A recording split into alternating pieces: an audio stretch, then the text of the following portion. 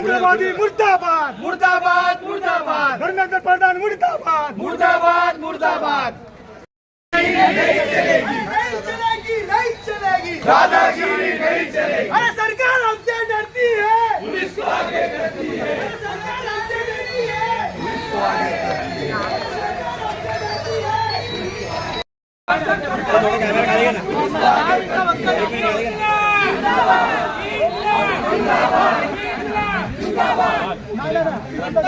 भारतीय संविधान जिंदाबाद, भारतीय संविधान जिंदाबाद, भारतीय संविधान जिंदाबाद, भारतीय संविधान जिंदाबाद।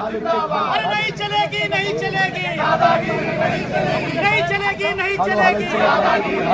अरे शिक्षण आमच्या हक्काचं, शिक्षण आमच्या हक्काचं, शिक्षण आमच्या हक्काचं,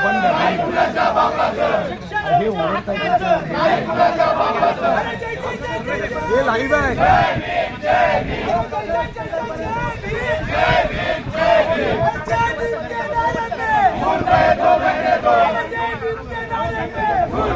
इकडे होतो पहिला एकटा होतो इकडे मी ते होतो पहिला तो आला आता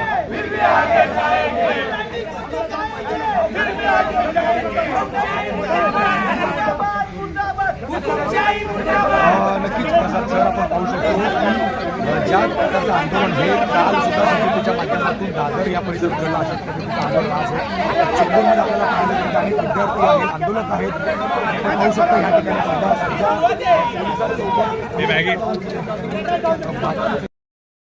आंदोलन करण्यात आलेलं आहे।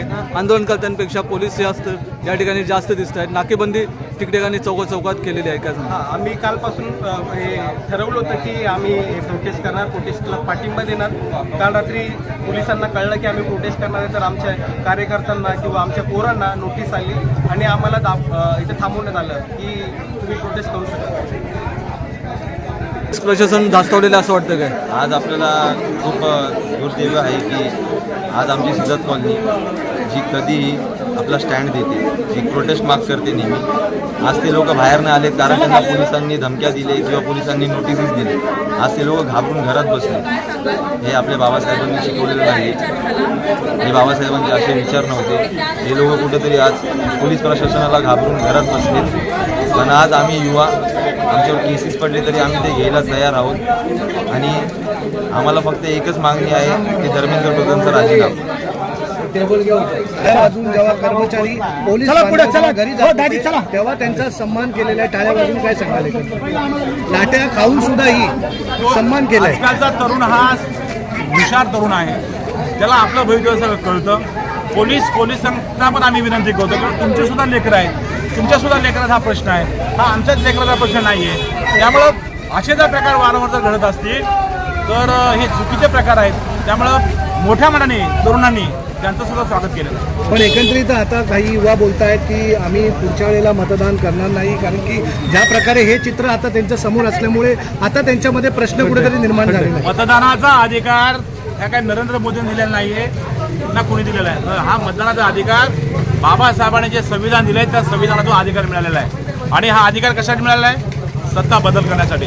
ही सत्ता जर तुम्हाला जर योग्य वाटत असेल तर तुम्ही दुसरी सत्ता आणू शकता। त्यामुळं मतदानावर बहिष्कार न टाकता असं काही मतदान करा की नरेंद्र मोदी 15 वर्ष उठला नाही पाहिजे, अमित शहा 15 वर्ष उठला नाही पाहिजे, तो धर्मेंद्र प्रधान परत उठला नाही पाहिजे, ते देवेंद्र फडणवीस परत इथं सरकार आलं पाहिजे।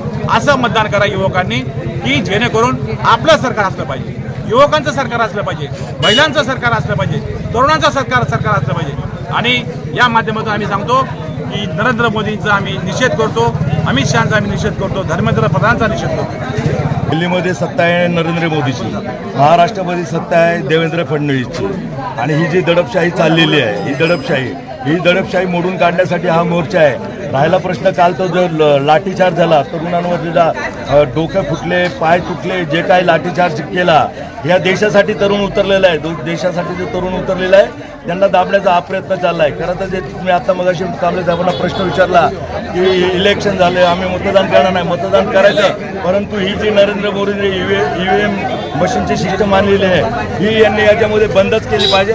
या सर्व मोर्चांच्या वतीने आम्ही हे आंदोलन म्हणजे आवाज करतो. EVM मशीन आणि आमचा अधिकार कोण जर दडपत असेल तर त्यांचा आम्ही धिक्कार करतो आणि पुऱ्या कॉलनीच्या वतीने हा आमचा मोर्चा आहे. मुंबईमध्ये सुद्धा आहे ना 144 कलम लागू करण्यात आलेला आहे. हा, दिल्ली उद्या काय सांगता? अरे देश के लिए खून बहे तो बहे 144 काय आम्हाला गोळ्या घाला आम्ही घाबरत नाही या गोष्टीला. कळतं आम्हाला आमचा देश आहे आम्हाला स्वातंत्र्य आहे त्याच्यामुळे गोळ्या आणि लाठीचार्ज या गोष्टीला आम्ही घाबरत नाही. जय भीमचे अवलाद आहे आम्ही लोक. समजलं ना जरा. आज नाही उद्या पोलीस आहे सामान्य माणूस आहे. उद्या त्यांचीही बारी येणार आहे. जर हुकुमशाही जी चालू आहे उद्या त्यांचीही बारी येणार आहे. शिक्षण आमच्या हक्काचं नाही कुणाच्या बापाचं. हे म्हणून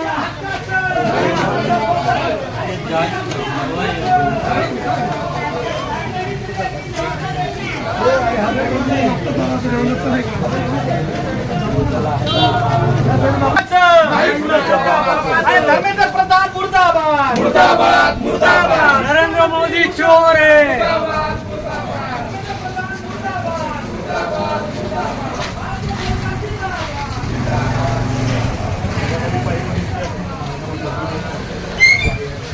चलेगी नहीं चलेगी. धोखाधड़ी की ये सरकार नहीं चलेगी नहीं चलेगी. धोखाधड़ी की ये सरकार नहीं चलेगी नहीं चलेगी. पुलिस की ये सरकार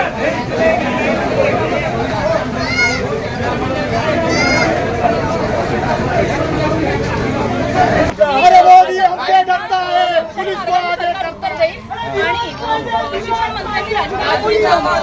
त्या सदाभाऊ खोतला ना हे जे सरकारचं चाटू आहे त्यामुळे त्याला आता आम्ही मुंबईत येऊन देणार नाही. त्या सदाभाऊ खोतला जर त्याच्या मुलांची जर शिक्षण पूर्ण झालं नसेल तर थोडीफार जाणीव पाहिजे त्याला. आणि या सरकारला आम्ही या आवाहन करतो की लवकर त्या महाराष्ट्र आणि भारत आंदोलन जास्त पेटत आणि सदाभाऊ खोत सारखे असे चाटू लोक आहेत त्याच्यामुळे या सरकारवरती सगळं चाललेलं आहे.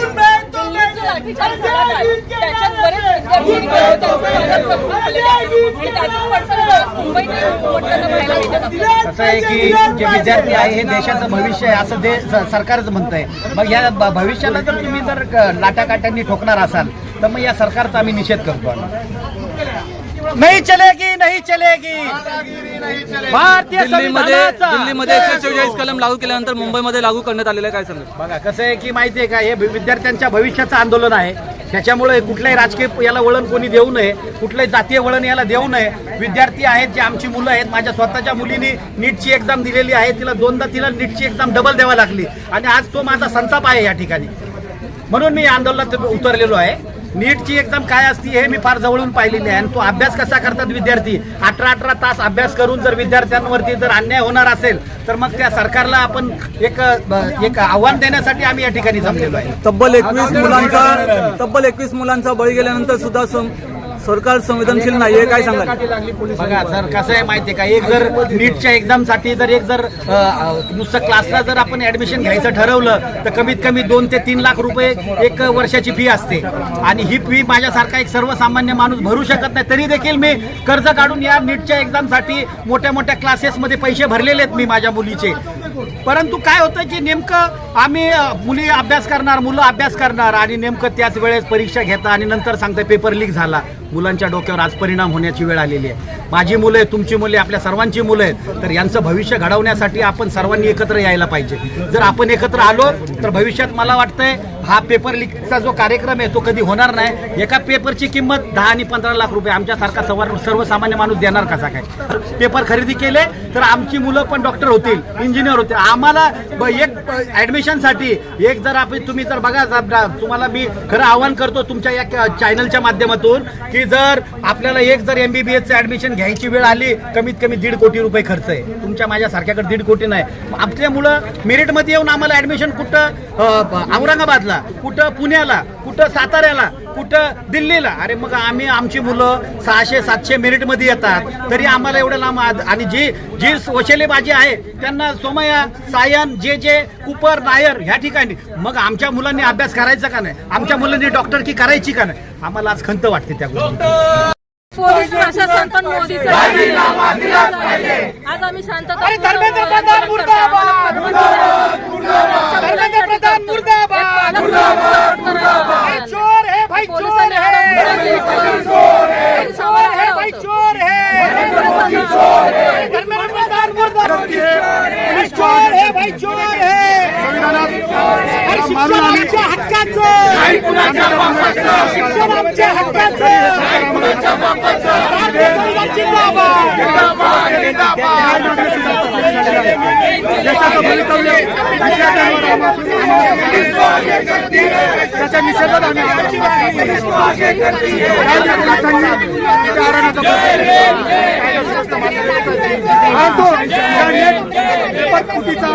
जबाबदार व्यक्ती धर्मेंद्र नहीं चलेगी, नहीं चलेगी. सरकारने आंदोलन केलं आहे आमच्या समोर ते बंद होण्यासाठी आम्हाला न्याय धर्मेंद्र प्रधान मुर्दाबाद, राज्य प्रश्न सुटावले पाहिजे सरकारने, मीडियाने सुटावले पाहिजे. ते ऑफिसर येतात, लोकांनी समितीची गाठ घेऊन आम्हाला न्याय मिळालाच पाहिजे, आम्हाला घर मिळालेच पाहिजे. यासाठी आम्ही शिक्षण आमच्या हक्काचं, न्यायाचा अधिकार, शिक्षण आमच्या हक्काचं, आम्ही मिळवण्यासाठी शिक्षण आमच्या हक्काचं. 5 वर्षापासून बाबासाहेब आम्ही आंबेडकरांचं काम करत आहोत. आम्हाला न्याय अजून मिळाला नाही. आम्ही सरकारी नोकऱ्या आम्हाला न्याय मिळवून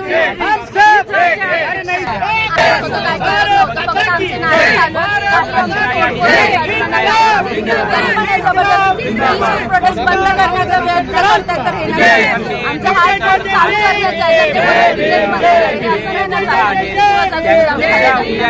कधी ना कधी तरी ओपन झालंच पाहिजे.